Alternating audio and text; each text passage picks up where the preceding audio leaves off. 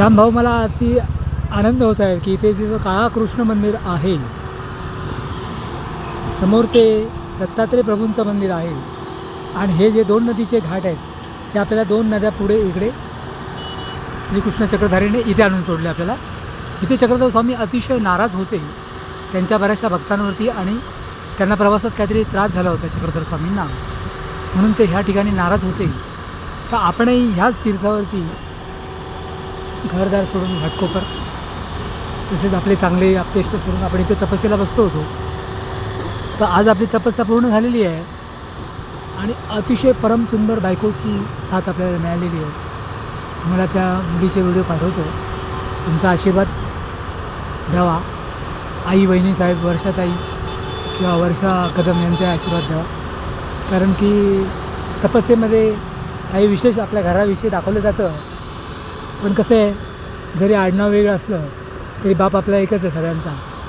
म्हणजे हरिभाऊ, अभिमन्यू आणि शिवाजी हे एकच अवतार आहेत, कारण की त्या एकाच अवतारांनी आपल्याला जन्म दिलेला आहे. दिगंबर आचरेकर इकडे, शरद कटारे आणि तिकडे तुम्ही घाटकोपर पश्चिमचे अतिशय लाडके नेते प्रभू रामचंद्र शिवाजी कटारे. तर ही सगळी ईश्वराची लीला आहे.